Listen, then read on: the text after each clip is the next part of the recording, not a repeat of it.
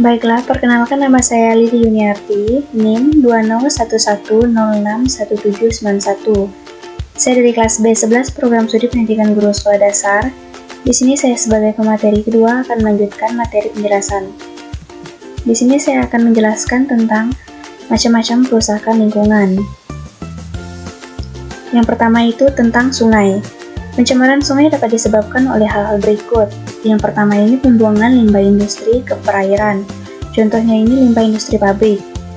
Nah, yang kedua ini pembuangan limbah rumah tangga atau domestik ke sungai seperti cairan cucian dan lain sebagainya. Cucian pakaian, cucian piring, dan lain sebagainya. Yang ketiga itu ada penggunaan pupuk dan pestisida yang berlebihan. Yang keempat terjadinya erosi yang membawa partikel-partikel tanah ke perairan. Yang kelima itu penggunaan racun dan bahan peledak. Yang keenam itu ada pembuangan limbah rumah sakit dan limbah peternakan ke sungai. Contohnya ini obat-obat yang berluasa, limbah-limbah pupuk, dan lain sebagainya. Dan yang terakhir itu ada tumpahan minyak karena kebocoran tanker atau ledakan sumur minyak lepas pantai. Karena adanya penyebab pasti adanya dampak. Nah, selanjutnya kita akan bahas tentang dampak pencemaran sungai. Yang pertama itu mempercepat kematian biota yang ada di dalamnya. Jika pun bisa bertahan, maka akan terjadi mutasi dan jika dikonsumsi akan berakibat langsung pada kesehatan manusia. Yang kedua itu pastinya mengurangi bahkan merusak kualitas airnya. Nah, yang ketiga itu abrasi berupa erosi lateral akan membawa material pinggir sungai yang mengakibatkan pendangkalan sungai. Nah, akibatnya itu jika terjadi hujan lebat, maka sungai tidak dapat menampung kapasitas air dan pastinya menyebabkan banjir. Nah, yang keempat itu, hunian di bantaran sungai akan mengakibatkan menghilangnya kealamian sungai karena proses kehidupan sungai. Selanjutnya itu kita akan membahas tentang terumbu karang. Pada saat sekarang ini, sudah banyak laporan atas dasar rusaknya terumbu karang. Terumbu karang yang memanjang di lautan adalah keajaiban bawah air dengan warna yang berpendar berbentuk fantastis telah dicampur tangani oleh tangan-tangan kotor manusia. Nah, selanjutnya itu kita akan membahas tentang kerusakan hutan. Bencana banjir datang saat musim penghujan.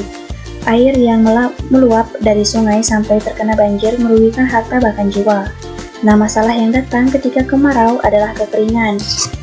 Sama masalah itu terjadi karena kerusakan hutan. Nah, pada saat ini fungsi hutan itu sudah sangat tidak dimanfaatkan oleh manusia dengan baik. Contohnya ada penembangan hutan secara liar, pembakaran hutan. Nah, hal itulah yang akan menyebabkan kerusakan hutan seperti berdampak pada manusia dan akan mengakibatkan longsor, banjir, dan lain sebagainya. Selanjutnya kita akan membahas tentang pentingnya lingkungan bagi manusia. Nah, menurut Zara, tahun 2020 lingkungan hidup alami terjadi karena adanya proses alam dan tanpa ada campur tangan manusia. Semua unsur yang ada di dalamnya bekerja secara dinamis untuk menjaga keseimbangan lingkungan. Nah, lingkungan hidup alami memiliki beberapa manfaat bagi kehidupan. Manfaatnya sebagai berikut. Yang pertama itu sebagai penyedia air. Nah, semua makhluk hidup, baik manusia, hewan, maupun tumbuhan membutuhkan air untuk hidup. Karena itu, air menjadi salah satu hal penting dalam kehidupan. Jika kekurangan air, pasti makhluk hidup menjadi lemas, sakit, bahkan mati. Yang kedua itu sebagai penyedia mikroorganisme. Nah, mikroorganisme sangat diperlukan untuk menguraikan sisa-sisa makhluk hidup yang sudah mati melalui sebuah proses yang dilakukan oleh mikroorganisme. Sisa-sisa tersebut akan menjadi tanah yang subur. Nah, selanjutnya itu sebagai penyedia oksigen. Setiap makhluk hidup membutuhkan oksigen untuk bernapas, sama halnya seperti air. Jika kekurangan oksigen, makhluk hidup akan lemas bahkan mati. Nah, yang keempat itu sebagai penyedia sumber daya alam atau SDA. Salah satu contoh sumber daya alam yang ada di lingkungan hidup alami adalah gas dan minyak bumi. Kedua sumber alam tersebut akan dimanfaatkan oleh manusia untuk memenuhi kebutuhan hidupnya. Misalnya gas alam dan minyak bumi akan diolah menjadi bahan bakar. Yang kelima itu sebagai penyedia tanah. Bagi tumbuhan, tanah berfungsi sebagai tempat hidup. Bagi manusia, tanah berfungsi sebagai tempat untuk berkebun, berladang, bahkan mendirikan rumah. Yang keenam itu sebagai sumber makanan. Nah, di dalam lingkungan hidup alami terdapat berbagai unsur biotik dan unsur abiotik yang sangat menguntungkan. Seperti tumbuhan memerlukan cahaya matahari untuk berfotosintesis, hewan membutuhkan tumbuhan sebagai sumber makan, serta manusia membutuhkan hewan dan tumbuhan sebagai sumber makanan juga. Nah, yang terakhir, sebagai tempat hidup.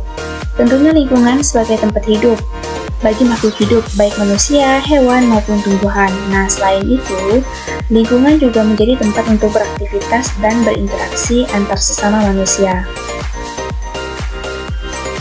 Baiklah, sekian yang dapat saya sampaikan. Kurang lebihnya saya mohon maaf. Saya ucapkan terima kasih.